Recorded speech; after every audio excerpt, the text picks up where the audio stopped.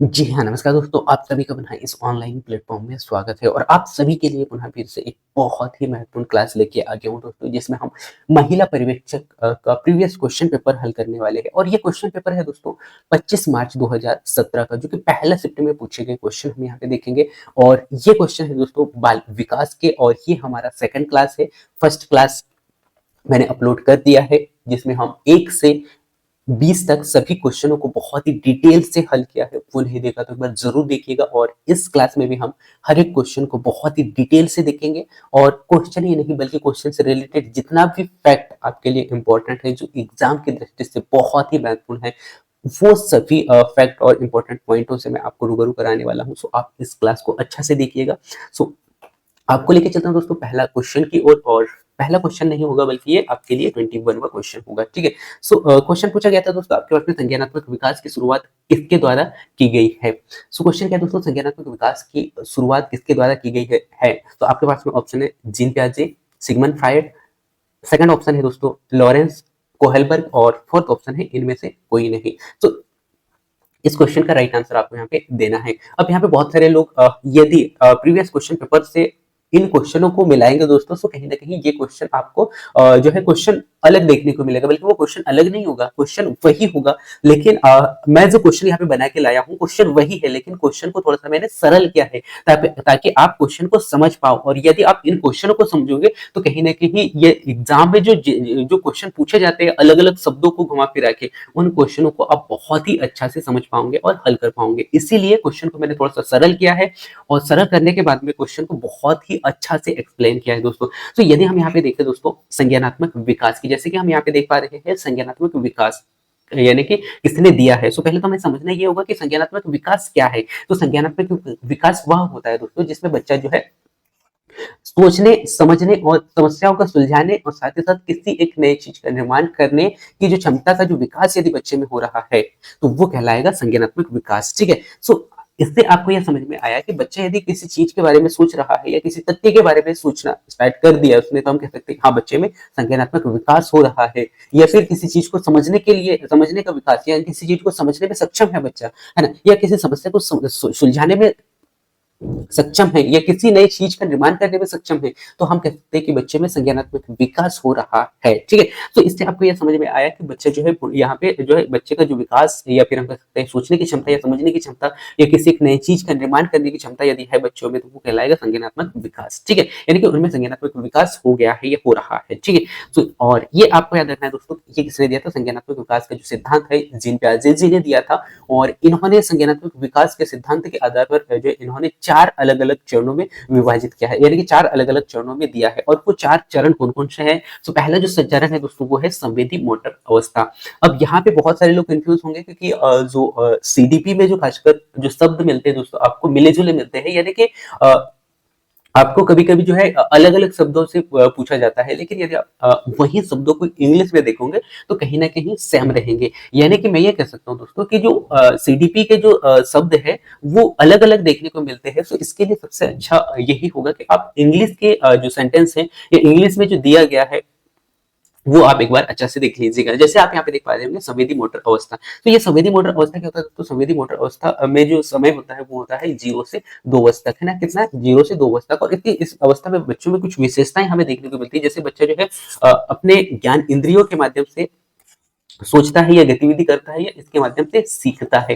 सबसे पहले तो हम यहाँ पे समझते हैं ज्ञान इंद्रियां क्या है। सो ज्ञान इंद्रियां जैसे कि नाक हो गया, त्वचा हो गया, स्किन, है ना, या फिर जीभ हो गया, या फिर आंख हो गया, तो ये क्या है? ज्ञान इंद्रियों के भाग हम कह सकते हैं। और इन्हीं के माध्यम से बच्चा सीखता है। अब ये ज्ञान इंद्रियों के माध्यम से कैसे सीखता है? तो आप देखते होंगे छोटे बच्चे जो होते हैं ना, छोटे बच्चों को ये नहीं पता है कि ये कौन है, या फिर उन्हें ये नहीं पता होता है कि ये जो पदार्थ है ये कैसा लगता है, ठीक है। सो बच्चा जो है अपने यानी कि ज्ञान इंद्रियों के माध्यम से सीखता है। जैसे आपने देखा होगा कि जो छोटे जो बच्चे जो होते हैं उनको यदि अलग अलग व्यक्ति स्पर्श करता है तो बच्चा समझ जाता है कि मेरी माँ कौन है या मेरे जो अपने कौन है। तो कहीं ना कहीं वो स्पर्श यानी कि त्वचा के माध्यम से स्पर्श करने पे या ज्ञान इंद्रियों के माध्यम से समझ पा रहा है ना। तो यहीं पे यदि हम बात करें किसी चीज को चख के उससे चखाया जाता है तो भी बच्चा जो है अपने ज्ञान इंद्रियों के माध्यम से समझ जाता है। सो ऐसे जितने भी जो ज्ञानेंद्रियाँ होती हैं, उन ज्ञानेंद्रियों के माध्यम से बच्चा क्या करता है, सीखता है। और ये कब सीखता है, जो संवेदी मोटर स्किल इसे कहा जाता है, यानी कि 0 से 2 वर्ष के मध्य के बच्चों में ये हमें देखने को मिलती है विशेषताएँ। इसके बाद में ऑब्जेक्टिव परमानेंस का जो विकास है, ये भी हमें यहाँ पे देखने को मिलता है। यानी कि बच्चा समझता है और वस्तु को उसके नाम या फिर देखने पर उसके यानी कि उसके यानी उस पर मौजूदगी रहता है, ठीक है?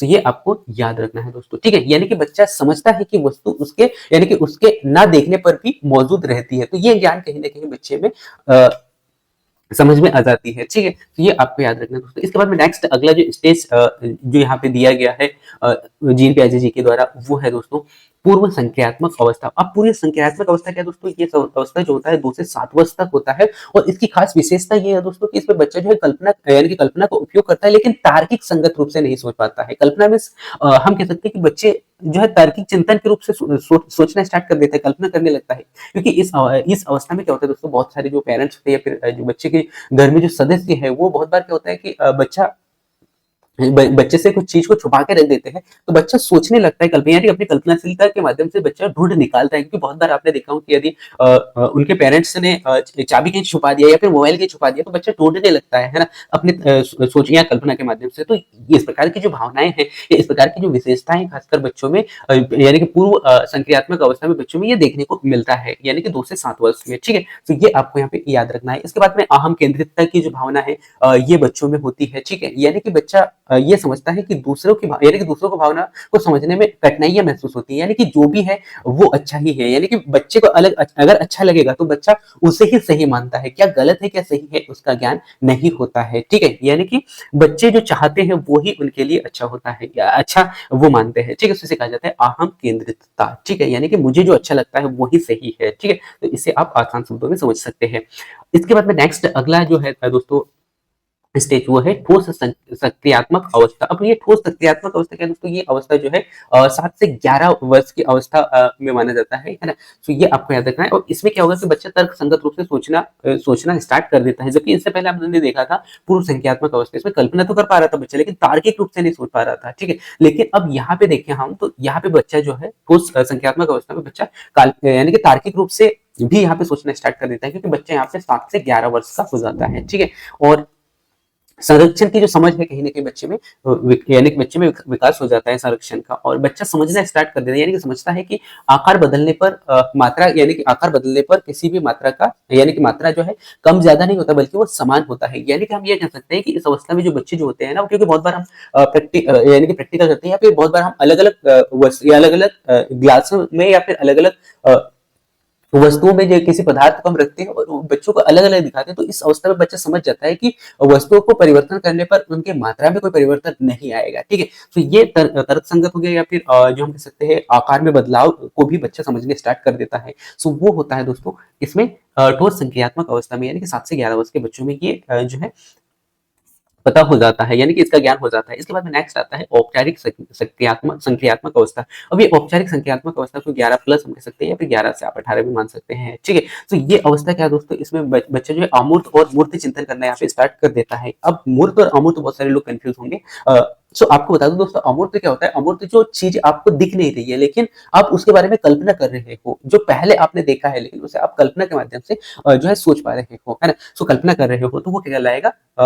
अमूर्त कहलाएगा। लेकिन यहीं पे यदि मैं बात करूं मूर्त की, है ना? मूर्त क्या होता है? प्रत्यक्ष आप देख पा रहे हो, स्पर्श कर पा रहे हो और उसके बारे में अध्ययन कर रहे हो, तो वो क्या कहलाता है? मूर्त कहलाता है, ठीक है? और अमूर्त वो हो गया जो आपको दिख नहीं रहा है, बल्कि आपने पहले देखा है और उसी आधार पर आप कल्पना कर रहे हो, तो वो कहलाएगा अमूर्त, ठीक है? तो ये आपको याद रखना है। तो ये दोनों जो मूर्त हो गया, अमूर्त हो गया, फिर तार्किक चिंतन का जो सोच का जो विकास है, यहाँ पे बच्चों में इस स्टेज में देखने को मिलता है, और जटिल समस्याओं का समाधान कहीं न कहीं बच्चा बहुत ही आसानी से यहाँ पे कर पाता है, ठीक है? तो ये आपको यहाँ पे याद रखना है दोस्तों, ठीक है? सो इस प्रकार से इस क्वेश्चन का राइट आंसर आपको मिल गया होगा। इसके बाद में कुछ मैथ्स फैक्ट मैं आपके सामने रखता हूँ।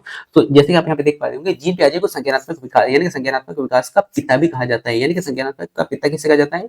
जीन पियाजे जी को कहा जाता है। और आप सभी को पुनः फिर से बता दूं दोस्तों कि जो महत्वपूर्ण पॉइंट जो मैं आज लेके आया हूँ, और इसमें नहीं लेकर आया, बल्कि इससे पहले वाले क्लासेसों में भी जो मैंने महत्वपूर्ण पॉइंट बताया दोस्तों, उनको तो खासकर आपको बहुत ही अच्छा से याद रखना है, क्योंकि ये ऐसे पॉइंट है जो कि आपके लिए एक नए क्वेश्चन का निर्माण करेंगे, या मैं ये कह सकता हूँ कि जितने भी आप जो है हम प्रीवियस क्वेश्चन यहाँ पे हल कर रहे हैं, ये वो क्वेश्चन है दोस्तों जो कि आगे आने वाले जो एग्जाम है, जो आप एग्जाम देने वाले हैं, उसके लिए क्वेश्चन तैयार करके देते हैं। और बहुत सारे पॉइंट ऐसे हैं जहां से क्वेश्चन बनने की संभावना बहुत ज्यादा होती है, और उन पॉइंटों को भी हम बहुत ही डिटेल से देख रहे हैं, और ऐसे पॉइंटों को मैं बार बार हाईलाइट करूंगा जिससे कि आप इन पॉइंटों को आप अच्छा से याद रख पाए। जैसे आप यहाँ पे देख पा रहे होंगे कि क्वेश्चन में तो ये नहीं कहा गया था, लेकिन मैंने क्वेश्चन में ये भी ऐड किया कि संज्ञानात्मक विकास का पिता किसे कहा जाता है, जीन पियाजे जी को कहा जाता है। और इन्होंने यानी कि उनका सिद्धांत जो है खासकर मनोवैज्ञानिक पर अधिक उपयोगी होता है, और आधुनिक शिक्षा शास्त्र में रचनावाद पर भी इनका प्रभाव पड़ता है। ठीक है, so ये फैक्ट भी आपको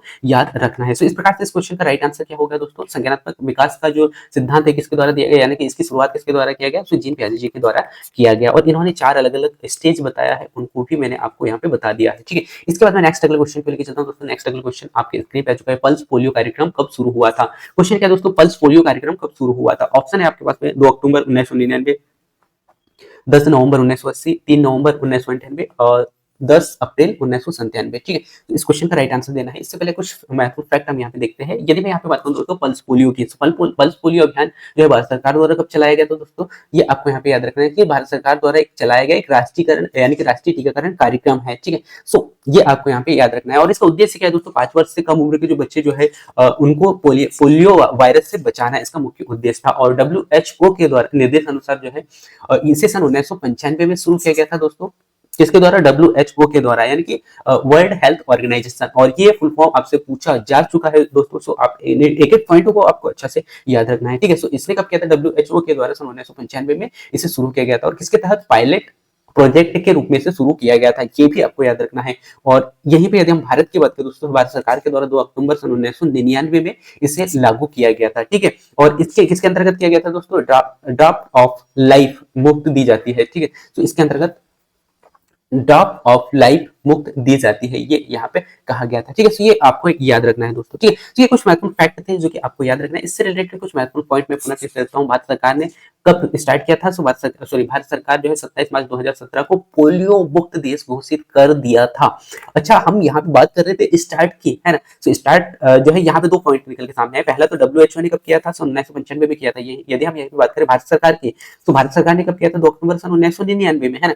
और इसके बाद में थर्ड ऑप्शन आपका निकल के सामने आ रहा है कि भाई भारत सरकार ने जो है पोलियो मुक्त कब घोषित किया था? ठीक है, सो पोलियो मुक्त घोषित किया था दोस्तों 27 मार्च सन 2014 में। ठीक है, सो ये आपको याद रखना है। इसके बाद में चौथा जो पॉइंट आपके लिए बहुत ही वेरी वेरी इंपॉर्टेंट पॉइंट निकल के सामने आ रहा है कि 2 बूंद जिंदगी की इसका प्रमुख नारा था। सो आपको याद रखना है कि जो पोलियो का जो मुख्य नारा क्या था, तो आपको याद रखना है 2 बूंद जिंदगी की। ठीक है, इसके बाद में यूनिसेफ और WHO ने जो इस अभियान के तहत सहायता प्रदान किया था। ठीक है, तो ये भी पॉइंट आपको याद रखना है दोस्तों। तो इस प्रकार से इस क्वेश्चन का राइट आंसर आपको यहाँ पे मिल चुका होगा। 2 अक्टूबर सन 1999 में भारत सरकार के द्वारा ये चालू किया गया था। ठीक है, तो ये याद रखना है। और यदि हम पूरे विश्व की बात करें दोस्तों, सो सॉरी WHO की बात करें दोस्तों, WHO के द्वारा कब किया गया था? 1995 में किया गया था। ठीक है, इस प्रकार से इस क्वेश्चन का राइट आंसर मिल चुका होगा। इसके बाद में नेक्स्ट अगला क्वेश्चन आपके स्क्रीन पे आ चुका है, और क्वेश्चन पूछा गया दोस्तों कि सीखने की प्रक्रिया को प्रभावित करने वाले कारक आपको बताना है कि सीखने की प्रक्रिया में प्रभावित करने वाले कारक कौन से? क्या प्रेरणा है, पुरस्कार है, या फिर प्रशंसा है, या उपरोक्त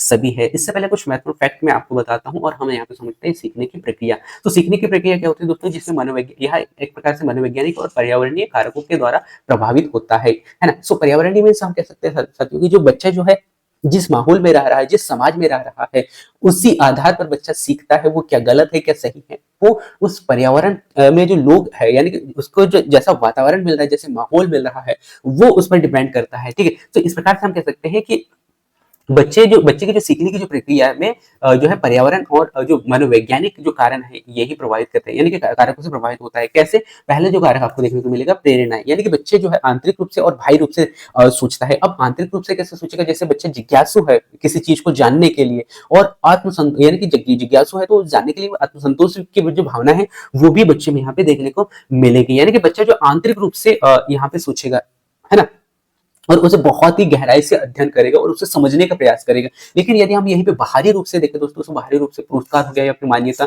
जो बच्चों को जब तक जो है मान्यता या पुरस्कार यदि नहीं देंगे तो बच्चा जो है उसमें सीखने के लिए तैयार नहीं होगा, है ना। तो इस प्रकार से ये जो पुरस्कार या फिर बाहरी जो हम कह सकते हैं पुरस्कार जो है खासकर अधिकतर बच्चों को नहीं दिया जाता है, क्योंकि यदि यही बार-बार दिया जाएगा तो कहीं न कहीं बच्चा जो है आंतरिक रूप से अध्ययन नहीं कर पाएगा, और आंतरिक रूप से अध्ययन नहीं कर पाएगा तो बच्चे में पूर्ण विकास नहीं हो पाएगा, यानी कि संज्ञानात्मकता का विकास नहीं हो पाएगा, है ना? तो इन बातों का भी ध्यान रखना पड़ता है। तो वैसे यदि हम प्रेरणा की बात करें दोस्तों, तो प्रेरणा जो है, मोटिवेशन जो है, सामान्यतः 2 प्रकार से होता है।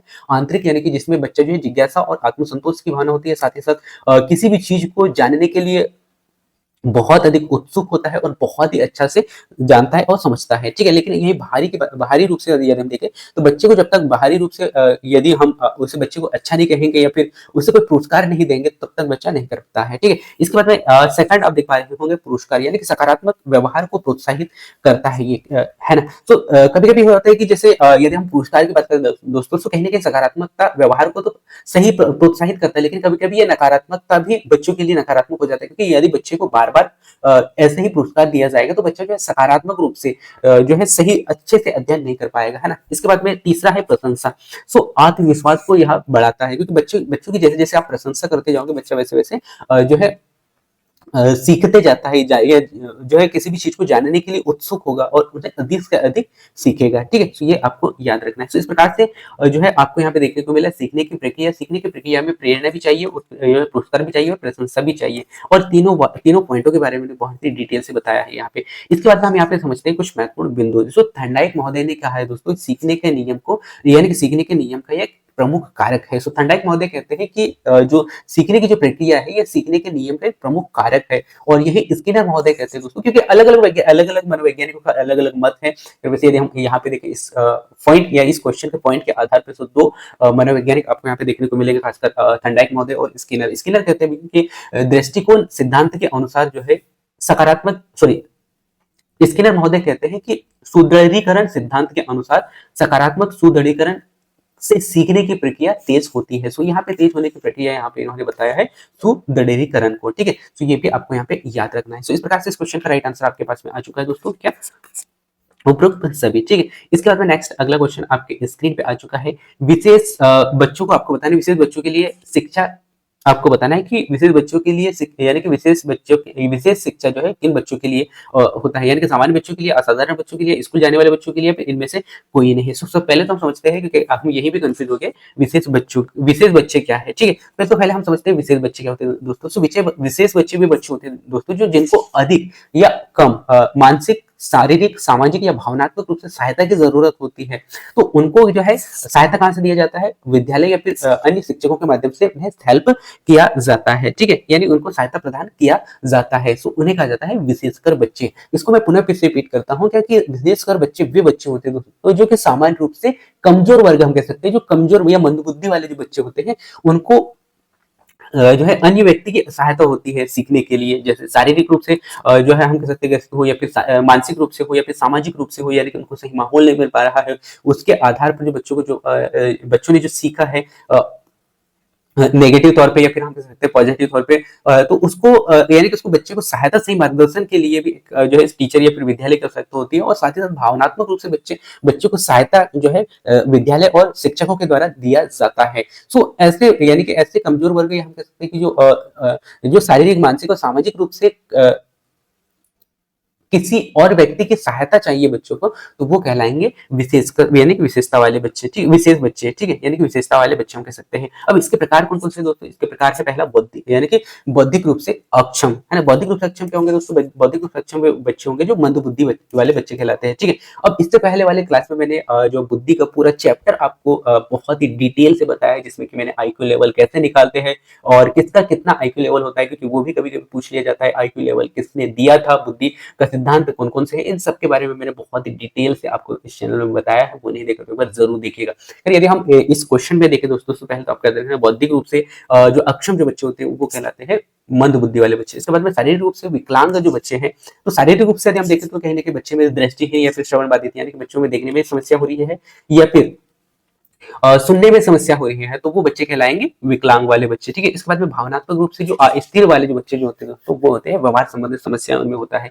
यानी कि बच्चा जो है जिस व्यवहार में रह रहा है, उसके घर पे जिस प्रकार से पेरेंट्स या फिर उसके आसपास में जो लोग रह रहे हैं वो जिस प्रकार से व्यवहार कर रहे हैं, वही व्यवहार बच्चे में देखने को मिलता है। तो ये भावनात्मक रूप से अस्थिरता का कारण को दर्शाता है। यही हम प्रतिभाशाली बच्चों में देखें दोस्तों, प्रतिभाशाली बच्चे वैसे वे बच्चे होते हैं जो जिनका आईक्यू लेवल कितना 140 प्लस हम कह सकते हैं, या 140 होता है। तो अब इनमें ये बच्चों में खासकर क्या होता है दोस्तों कि ये बच्चे बहुत ज्यादा जो है किसी भी चीज को जानने के लिए उत्सुक होते हैं। रचनात्मकता की जो भावनाएं हैं इन बच्चों में होती है, और किसी भी चीज को बहुत अच्छा से सीख लेते हैं, और इनको भी सहायता होती है। लेकिन इनको उस चीज की सहायता होती है जो स्कूल में या फिर हम कह कर सकते हैं कि संस्थान में जहाँ ये अध्ययन कर रहे हैं वहां नहीं बताया गया है। उन चीजों के बारे में जो है जानने के, यानी कि उन चीजों की सहायता के लिए इनको किसी और व्यक्ति की आवश्यकता होती है। अन्यथा ये काफी बहुत ही ज्यादा इंटेलिजेंट बच्चे होते हैं। ठीक है, तो ये आपको यहाँ पे याद रखना है दोस्तों। ठीक है, इसके बाद में नेक्स्ट कुछ महत्वपूर्ण फैक्ट मैं आपके सामने रखता हूँ दोस्तों।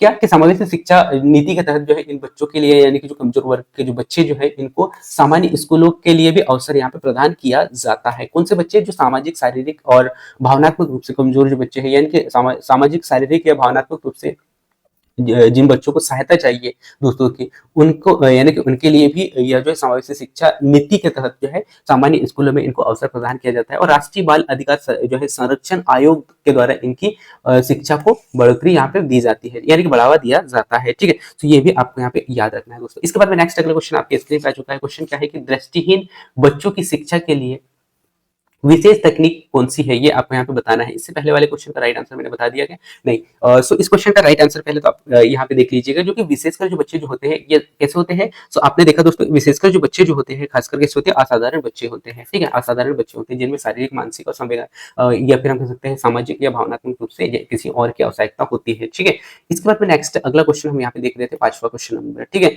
सो पहला ऑप्शन आप देख पा रहे होंगे सांकेतिक भाषा, यानी कि दृष्टिहीन बच्चों की शिक्षा के लिए विशेष तकनीक कौन सी है बताने का। सांकेतिक भाषा है, ब्रेल लिपि भाषा है, स्पर्श विधि भाषा है, या इनमें से कोई नहीं।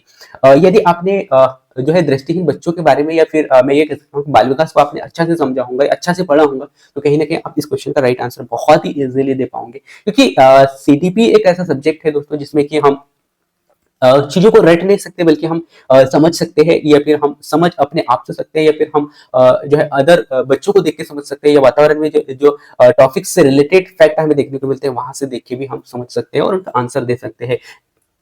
ठीक है, तो इस प्रकार से आप देख सकते हैं। वैसे यदि हम दृष्टिहीन बच्चों की बात करें दोस्तों, तो दृष्टिहीन बच्चों के बारे में यदि आपने पढ़ा होगा तो ही आप यहाँ पे आंसर दे पाओगे। पहले तो हम समझते हैं ब्रेल लिपि क्या है। सो ब्रेल लिपि एक प्रकार का लिपि है दोस्तों, है ना, जो कि दृष्टिहीन व्यक्तियों के लिए आवश्यक होता है, या दृष्टिहीन व्यक्तियों के लिए बनाया गया है।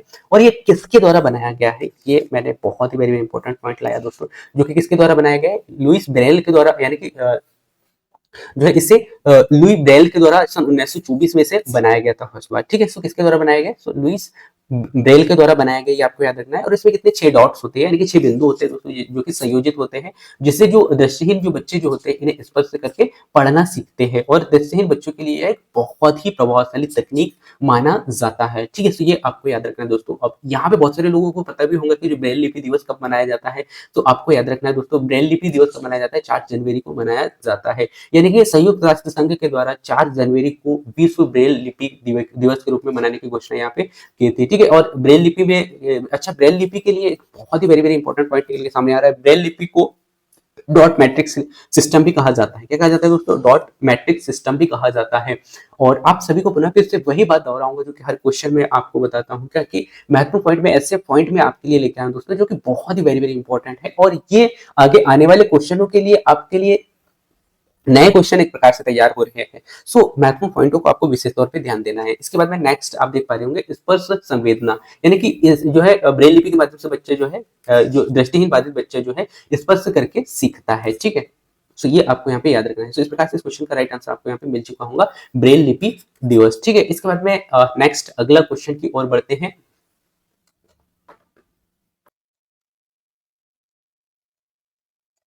नेक्स्ट अगला क्वेश्चन आपके स्क्रीन पे आ चुका है दोस्तों। क्वेश्चन है समस्याग्रस्त बच्चे कौन कौन होते हैं? आपको बताना है कि समस्याग्रस्त जो बच्चे जो होते हैं, वो कौन से बच्चे होते हैं? जो चोरी करते हैं वो होते हैं, या फिर जो झूठ बोलते हैं, या फिर जो माता-पिता की अवहेलना करते हैं, या उपरोक्त सभी? तो आपको बताना है दोस्तों कि जो समस्याग्रस्त जो बच्चे जो होते हैं, वो कौन से बच्चे होते हैं, ठीक है? तो इससे पहले तो हम समझते हैं समस्याग्रस्त बच्चे कौन से होते हैं।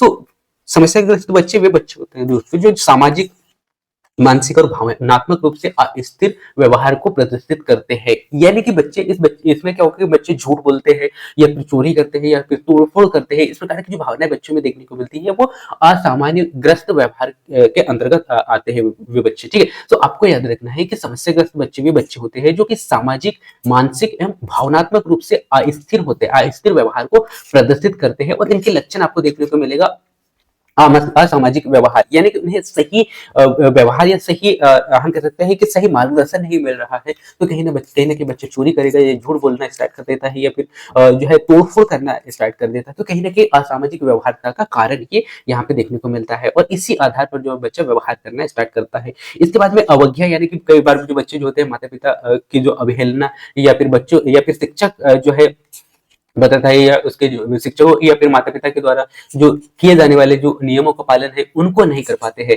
तो ये भी एक जो है समस्याग्रस्त बच्चों का उदाहरण, यानी कि विशेषता हम देख कर सकते हैं। इसके बाद में अत्यधिक जो है आक्रामकता जो है बच्चों में देखने को मिलता है, जैसे कि गुस्सा होना, हिंसा होना, या फिर गाली-गलौज देना, या जो अपशब्दों का प्रयोग करना। तो इस प्रकार की जो भावनाएँ भी है, इस प्रकार के जो व्यवहार भी है, बच्चों के समस्याग्रस्त बच्चों, यानी कि समस्याग्रस्त बच्चों का माना जाता है, ठीक है? तो इस प्रकार से आपने देखा दोस्तों कि इस क्वेश्चन में कि जो है समस्याग्रस्त बच्चों के अंतर्गत चोरी करने वाले बच्चे, और झूठ बोलने वाले, और जो माता-पिता की अवहेलना कर देते हैं, वे सब बच्चे जो है समस्याग्रस्त बच्चों के अंतर्गत आते हैं, ठीक है? तो ये आपको याद रखना है, और ये सब जो है उन्हें सही वातावरण ना मिलने का एक बहुत बड़ा कारण हम कह सकते हैं, जिससे कि बच्चों में इस प्रकार की नकारात्मकता जो भावनाएं भावनाओं का विकास होता है, ठीक है? और यह मानसिक तनाव और पारिवारिक समस्याओं का जो है उपयोग, ये हम कह सकते हैं कि गलत संगति का व्यवहार, यानी कि गलत संगति के कारण इस प्रकार के जो व्यवहार उत्पन्न होते हैं, क्योंकि बालक या बच्चों को जिस प्रकार से माहौल मिलेगा, जिस प्रकार से वातावरण में बच्चे रहेंगे,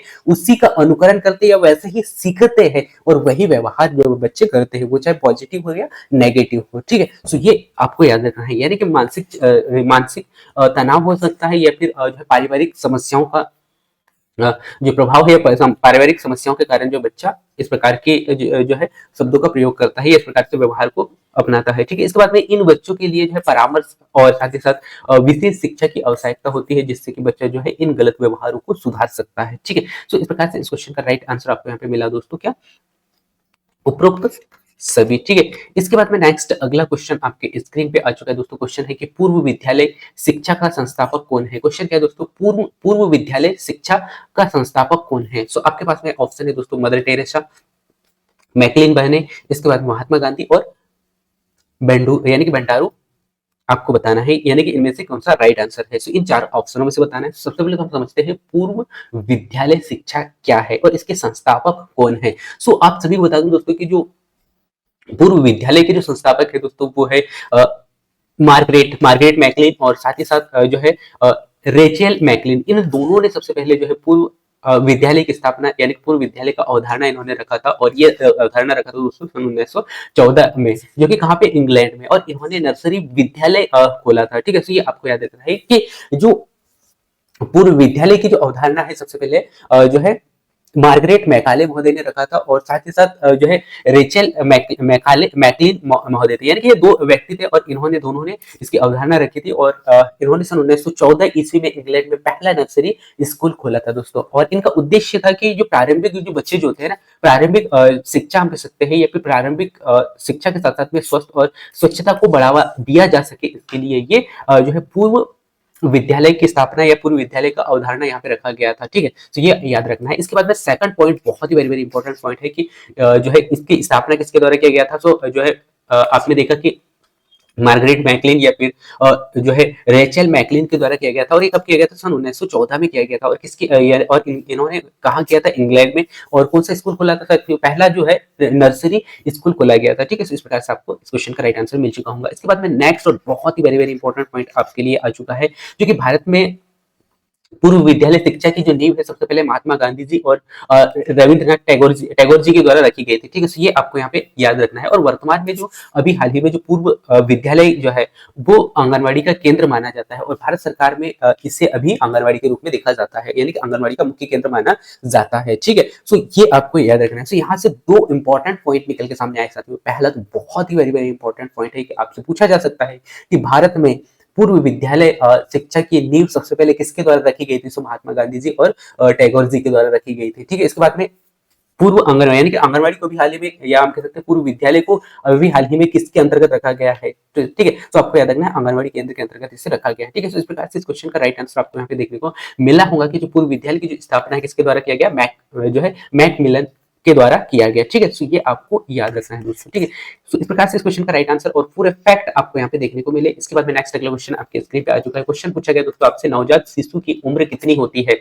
आपको बताना है दोस्तों नवजात शिशु की उम्र कितनी होती है। इससे पहले वाले क्लास में मैंने जो है गर्भावस्था से लेके जन्म तक अलग अलग जो स्टेज है उन सबको मैंने बहुत ही डिटेल से बताया है। वो नहीं देखा तो एक बार जरूर देखिएगा। ठीक है, सो हम यहाँ पे समझते हैं कुछ महत्वपूर्ण फैक्ट। तो यदि मैं यहाँ पे बात करूँ दोस्तों नवजात शिशु की, तो नवजात शिशु का जो समय होता है दोस्तों वो जन्म के पहले, यानी कि जन्म के पहले, या हम कह सकते हैं 28 दिन, जन्म के पहले 28 दिन के भीतर होता है।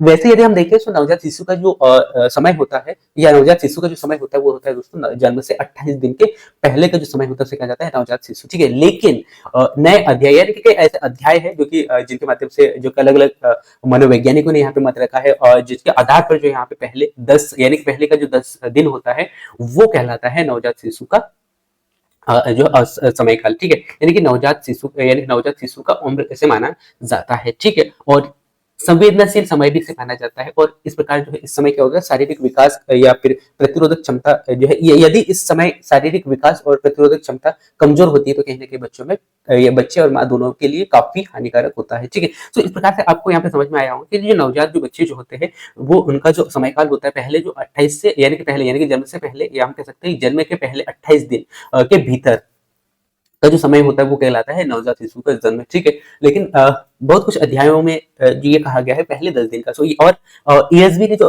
एग्जाम आपका लेने वाला है वो उसने भी इसका राइट आंसर माना है दोस्तों क्या, 10 दिन का। ठीक है, सो इस प्रकार से इस क्वेश्चन का राइट आंसर 10 दिन हो गया। ठीक है, इसके बाद में कुछ महत्वपूर्ण फैक्ट भी मैंने आपको बता दिया था। इसके बाद में कुछ महत्वपूर्ण फैक्ट और बहुत वेरी वेरी इंपॉर्टेंट पॉइंट लेके आ गया हूँ, जो कि इस अवधि में क्या होता है दोस्तों, कंगारू मदर केयर भी इसे कहा जाता है, यानी कि कंगारू मदर केयर का उपयोग यहाँ पे किया जाता है। यहाँ ये टर्म जो, ये शब्द जो है काफी कठिन आपको यहाँ पे लग रहा होगा, और आप सभी को बताता हूँ दोस्तों कि बाल विकास के कुछ ऐसे शब्द या ऐसे कुछ सेंटेंस आपको देखने को मिलेंगे जो कि काफी जो है याद करना पड़ता है, या फिर हम बार बार उनको देखते हैं तब याद होते हैं। सो यदि आप ऐसे शब्दों को देखते हो तो आप उनको कहीं लिख के रख दीजिएगा, और उनको बार बार जब आप रिवीजन करेंगे या फिर यदि आप बार बार टेस्ट लगाओगे तो कहीं ना कहीं ये शब्द आपको देखने को मिलेंगे, जिससे कि आप इन शब्दों को या ऐसे सेंटेंसों को आप आसानी से याद रख पाओगे। ठीक है, और क्वेश्चन आपके कभी भी गलत नहीं होंगे।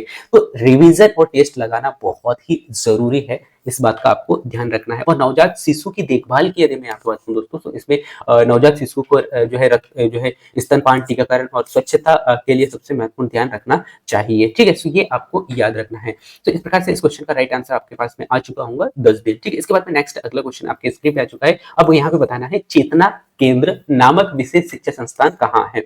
सो चेतना केंद्र नामक विशेष संस्थान कहाँ है ये आपको बताना है। ऑप्शन है दिल्ली, भोपाल, लखनऊ, मुंबई। ठीक है, सो इस क्वेश्चन का राइट आंसर बताना है। सबसे पहले तो हम समझते हैं चेतना केंद्र क्या है। ठीक है, सो चेतना केंद्र को हम यहाँ पे समझते हैं। तो चेतना केंद्र क्या होता है दोस्तों, चेतना केंद्र वह केंद्र होता है जिसमें विकलांग और साथ ही साथ जरूरतमंद जो बच्चे जो होते हैं उनको शिक्षा के लिए पुनर्वास केंद्र का स्थान दिया जाता है, यानी कि पुनर्वास केंद्र के रूप में उन्हें जगह दिया जाता है, उसे कहा जाता है चेतना केंद्र। तो चेतना केंद्र के अंतर्गत जो है ऐसे बच्चों को शिक्षा दिया जाता है या सहायता दिया जाता है जो विकलांगता के अंतर्गत आते हैं। ठीक है, और जिनको जरूरतमंद, यानी कि जिनको जरूरत की आवश्यकता होती है, ठीक है, तो उन्हें पुनर्वास केंद्र में जो है भर्ती कराया जाता है। और यह केंद्र है दोस्तों लखनऊ में। कहाँ पे है? लखनऊ में है। ठीक है, जो कि उत्तर प्रदेश में स्थित है। और इसका मुख्य उद्देश्य है दोस्तों मानसिक, शारीरिक और बौद्धिक रूप से जो कमजोर जो बच्चे हैं उनको विशेष रूप से शिक्षा प्रदान करना, यानी कि शिक्षा देना इसका मुख्य उद्देश्य है। इससे आपको समझ में आया होगा कि चेतना केंद्र क्या है, कहाँ है और इसका मुख्य कार्य क्या है। इससे रिलेटेड कुछ महत्वपूर्ण फैक्ट भी मैं आपको बता देता हूँ, फिर हम चलेंगे क्वेश्चन के आंसर पे। तो यह केंद्र जो है दोस्तों दृष्टि हीन और श्रवण बाधित और साथ ही साथ मंद बुद्धि वाले जो बच्चे जो होते हैं उनको ये दिया जाता है। और सरकार द्वारा चलाए जाने वाले जो समाकित जो सॉरी समेकित शिक्षा कार्यक्रम जो है ये इसके तहत ये वित्तीय सहायता प्रदान की जाती है। यानी कि जो केंद्र है चेतना केंद्र, इसका जो यानी कि इसको वित्तीय सहायता कहाँ से मिलता है दोस्तों? इसको मिलता है भारत सरकार द्वारा चलाए गए यानी कि सरकार द्वारा चलाया गया समेकित शिक्षा कार्यक्रम के तहत इसे वित्तीय सहायता प्रदान किया जाता है। और खासकर ये दृष्टिहीन और दृष्टिबाधित और जो मंद बुद्धि वाले जो बच्चे जो होते हैं उनको जो इस यानी कि इस केंद्र के माध्यम से उचित शिक्षा और संसाधन प्रदान किए जाते हैं। ठीक है, तो इस प्रकार से इस क्वेश्चन का राइट आंसर आपको यहाँ पे देखने को मिला होगा, कहाँ पे? लखनऊ में है। ठीक है, और इसका मुख्य कार्य क्या है और इस क्वेश्चन से रिलेटेड जितने भी फैक्ट थे जो एग्जाम के लिए बहुत ही महत्वपूर्ण है, जहां से क्वेश्चन पूछा जा सकता है, उन सभी पॉइंटों को मैंने बहुत ही डिटेल से यहाँ पे बताया दोस्तों। इसके बाद में नेक्स्ट अगला क्वेश्चन आपकी स्क्रीन पे आ चुका है कि शिशु गर्भावस्था के किस समय में प्लेसेंटा का विकास होता है? तो जो है शिशु की गर्भावस्था यानी कि गर्भावस्था के किस सप्ताह में प्लेसेंटा का जो है यानी कि प्लेसेंटा का विकास होता है, ये आपको यहाँ पे बताना है। सो ऑप्शन है आपके पास में 6वां सप्ताह, 8वां सप्ताह, 10वां सप्ताह और 12वां सप्ताह। अब यहाँ पे हम समझते हैं पहले तो प्लेसेंटा क्या है। ठीक है, सो और इसका मुख्य कार्य क्या है? सो प्लेसेंटा क्या होता है दोस्तों? ये एक महत्वपूर्ण अंग माना जाता है जो कि गर्भावस्था के 6ठे सप्ताह में बनना शुरू हो जाता है। कब होता है? 6वें सप्ताह में बनना शुरू हो जाता है। अब यहाँ पे आपको क्वेश्चन का आंसर तो मिल गया, लेकिन अब यहाँ पे कुछ महत्वपूर्ण फैक्ट भी देखते हैं जो कि आपके लिए बहुत महत्वपूर्ण है। तो यह क्या करता है दोस्तों? यह भ्रूण को ऑक्सीजन, पोषक तत्व और आवश्यक हार्मोन्स यानी कि आवश्यक हार्मोन्स में आवश्यक हार्मोन्स प्रदान करता है। ठीक है, सो पहला पॉइंट तो आपको याद रखना है दोस्तों कि यह भ्रूण को क्या करता है? ऑक्सीजन प्रदान करता है और साथ ही साथ पोषक तत्व और आवश्यक हार्मोन्स को प्रदान करता है। और यह माँ और शिशु के बीच में रक्त का आदान प्रदान और नियंत्रण करने का कार्य करता है। ठीक है, सो ये भी आपको यहाँ पे याद रखना है दोस्तों। ठीक है, इसके बाद में नेक्स्ट अगला जो पॉइंट हम यहाँ पे देख लेते हैं प्लेसेंटा से रिलेटेड। सो प्लेसेंटा क्या है, इसके क्या कार्य है, वो हमने यहाँ पे देखा। इसके बाद हम कुछ महत्वपूर्ण फैक्ट देख लेते हैं। सो इस समय क्या होगा दोस्तों कि गर्भावस्था के दौरान जो है शिशु की रक्षा करना बहुत ही आवश्यक हो जाता है। सो ये प्लेसेंटा के माध्यम से इसकी जो है रक्षा की जाती है। साथ ही साथ विषैले जो पदार्थ जो होते हैं उनको अलग किया जाता है। ठीक है, सो ये पॉइंट भी आपको याद रखना है। सो ये सब किसके? प्लेसेंटा के माध्यम से किया जाता है। ठीक है, और यदि प्लेसेंटा का विकास जो है ठीक से ना हो रहा हो तो गर्भपात में कहीं ना कहीं समस्या आ सकता है। ये पहले हो सकता है या बाद में हो सकता है। इस प्रकार की समस्या कहीं ना कहीं जो है गर्भवती महिलाओं को देखने को मिल सकता है। ठीक है, तो इस प्रकार से हमने प्लेसेंटा को समझा दोस्तों। इसको मैं पुनः रिपीट करता हूँ। प्लेसेंटा एक प्रकार से ऐसा अंग है जो कि गर्भावस्था के 6वें सप्ताह में प्रारंभ होना स्टार्ट हो जाता है और ये जो है 9 महीने यानी कि 9 सप्ताह तक पूरा हो जाता है। लेकिन स्टार्ट कब से होता है? सो स्टार्ट होता है 6वां सप्ताह में। ठीक है, और पूर्ण रूप से कब तक हो जाता है? 9 माह में हो जाता है। ठीक है, सो इस प्रकार से आपको देखने को मिलता है। और इसका मुख्य कार्य क्या है? ऑक्सीजन, पोषक तत्व और आवश्यक हार्मोन्स प्रदान करना होता है और रक्त को आदान प्रदान करना होता है, जो कि शिशु और माँ दोनों के लिए बहुत ही लाभकारी होता है। ठीक है, सो इस प्रकार से इस क्वेश्चन का राइट आंसर आपको यहाँ पे देखने को मिला होगा 8वां माह। ठीक है, सो यानी कि कब विकास कब शुरू होना होता है? स्टार्ट कब से शुरू होना स्टार्ट हो जाता है? सो 9वां सप्ताह 6वां सप्ताह में स्टार्ट होना शुरू होता है और यह 9वां सप्ताह में पूर्ण रूप से कंप्लीट हो जाता है। ठीक है, सो ये आपको यहाँ पे याद रखना है दोस्तों। ठीक है, और इससे रिलेटेड जितने भी फैक्ट थे वो सब मैंने आपको यहाँ पे बता दिया है। ठीक है, इसके बाद में नेक्स्ट अगला क्वेश्चन को लेकर चलता हूँ दोस्तों। और नेक्स्ट अगला क्वेश्चन आपके स्क्रीन पे आ चुका है और क्वेश्चन आपसे पूछा जा रहा है। क्वेश्चन है दोस्तों, विशेष शिक्षा और विशेष विद्यालय किनके लिए होता है? क्वेश्चन क्या है दोस्तों, विशेष शिक्षा और विशेष विद्यालय किनके लिए होता है या किसके लिए होता है, आप कह सकते हैं। तो आपको बताना है किसके लिए होता है। क्या सामान्य बच्चों के लिए होता है, असाधारण बच्चों के लिए होता है, स्कूल जाने वाले बच्चों के लिए होता है, या फिर इनमें से कोई नहीं, है ना। सो आपको बताना है दोस्तों कि जो विशेष शिक्षा जो है किन विशेष शिक्षा विद्यालय किन बच्चों के लिए होता है, ये आपको यहाँ पे बताना है। ठीक है, सो इससे पहले कुछ महत्वपूर्ण फैक्ट मैं आपको बताता हूँ जिससे कि हम यहाँ पे समझते हैं क्या विशेष शिक्षा क्या है। ठीक है, सो यदि हम यहाँ पे बात करें दोस्तों असाधारण बच्चे की, सो असाधारण बच्चे वे बच्चे होते हैं दोस्तों जो सामान्य बच्चों से अलग होते हैं, सामान्य बच्चों से भिन्न होते हैं, यानी कि शारीरिक रूप से और साथ ही साथ हम कह सकते हैं मानसिक रूप से, संज्ञानात्मक रूप से या फिर सामाजिक दृष्टि से कैसे होती है, भिन्न होते हैं। इनको जो है असाधारण बच्चे के अंतर्गत रखा जाता है और इनके लिए विशेषकर विद्यालय और शिक्षकों की आवश्यकता होती है और इन्हीं के माध्यम से बच्चों की आवश्यकताओं की पूर्ति यहाँ पे किया जाता है। ठीक है, सो ये पॉइंट भी आपको यहाँ पे याद रखना है दोस्तों। ठीक है, और नेक्स्ट कुछ महत्वपूर्ण फैक्ट मैं पुनः फिर से आपको यहाँ पे बताता हूँ। अच्छा, नेक्स्ट पॉइंट नहीं है, नेक्स्ट हम यहाँ पे देखेंगे बच्चों के लिए जो आवश्यक कुछ महत्वपूर्ण फैक्ट हैं उनको हम यहाँ पे देख लेते हैं। तो ऐसे बच्चे जो होते हैं शारीरिक रूप से विकलांग होते हैं, यानी कि जिनको देखने में समस्या हो रही है या फिर सुनने में समस्या हो रही है, यानी कि दृष्टिहीन है या फिर श्रवण बाधित है, या फिर हम कह सकते हैं मानसिक रूप से बाधित है, या फिर सीखने में कहीं ना कहीं उन्हें कठिनाइयां हो रही है, तो वो कहलाएंगे किसके अंतर्गत आएंगे, असाधारण बच्चों के अंतर्गत आएंगे। और इनको जो है एक विशेष प्रकार की शिक्षा की आवश्यकता होती है। इसके बाद में प्रतिभाशाली जो बच्चे जो होते हैं दोस्तों, ये गिफ्टेड बच्चे जो होते हैं, ये गिफ्टेड बच्चे होते हैं, यानी कि बहुत अधिक बुद्धिमान बच्चे होते हैं, ठीक है, जो कि किसी भी चीज को जानने के लिए बहुत अधिक उत्सुक होते हैं और किसी भी चीज को जो है किसी भी चीज के बारे में या कोई भी डिसीजन लेने के लिए खुद सक्षम होते हैं, स्वतंत्र होते हैं, ठीक है। तो ये आपको यहाँ पे याद रखना है दोस्तों। तो इस प्रकार से आपने इस क्वेश्चन का राइट आंसर दिया होगा असाधारण बच्चे, है ना, यानी कि वे बच्चे होते हैं जो कि जिनको मानसिक, शारीरिक और संज्ञानात्मक विकास की आवश्यकता होती है, ठीक है। और इनको ये जो आवश्यकता है शारीरिक, मानसिक और संज्ञानात्मक विकास की आवश्यकता कहाँ से मिलती है, विद्यालय या फिर हम कह सकते हैं शिक्षक के माध्यम से प्रदान किया जाता है, ठीक है। तो ये आपको याद रखना है। और उसके अंतर्गत कौन कौन से आ जाते हैं, शारीरिक रूप से विकलांग बच्चे, यानी कि जिनको देखने में समस्या है, या फिर बाधित बच्चे हैं, यानी कि श्रवण बाधित बच्चे हैं, या फिर मानसिक रूप से मंद बुद्धि के बच्चे हैं, ठीक है, यानी कि जिन्हें सीखने में समस्या आ रही है। तो इस प्रकार के बच्चों को इसके अंतर्गत रखा जाता है दोस्तों, ठीक है। तो इस प्रकार से इस क्वेश्चन का राइट आंसर भी आपको यहाँ पे मिल चुका होगा, असाधारण बच्चे, ठीक है। इसके बाद में नेक्स्ट अगला क्वेश्चन आपके स्क्रीन पे आ चुका है दोस्तों। क्वेश्चन है कि व्यक्तित्व किससे संबंधित है। क्वेश्चन क्या दोस्तों, व्यक्तित्व किससे संबंधित है। तो आपके पास में ऑप्शन है दोस्तों, शारीरिक शरीर से, सॉरी शारीरिक से, मोटर से, व्यक्ति से या भावना से। आपको बताना है व्यक्तित्व किससे संबंधित है। अब यहाँ पे बहुत सारे लोग कंफ्यूज होंगे, लेकिन मैं आपको कुछ महत्वपूर्ण फैक्ट पहले बताता हूँ व्यक्तित्व से रिलेटेड। व्यक्तित्व क्या होता है दोस्तों, किसी व्यक्ति का विचारधारा, यानी कि आप कैसे शब्दों को रखते हो, आपका विचार क्या है, सोचने की प्रवृत्ति कैसी है, नेगेटिव पॉजिटिव, या किसी व्यक्ति के बारे में आप कैसे सोच रहे हो, या आपका व्यवहार कैसा है, आपके दृष्टिकोण देखने का जो नजरिया है वो कैसा है, और साथ ही साथ सामाजिक मेलभाव कैसा है, यानी कि आप कैसे समाज के बीच में रह रहे हो और लोगों के बीच में अपनी बातों को किस प्रकार से रख रहे हो। ये सब किसके अंतर्गत आता है, व्यक्तित्वता के अंतर्गत आता है, व्यक्तित्व के अंतर्गत आता है। यानी कि ये आपकी पर्सनालिटी को दिखाता है कि आपकी पर्सनालिटी किस प्रकार की है, और ये व्यक्ति का एक पार्ट हम कह सकते हैं।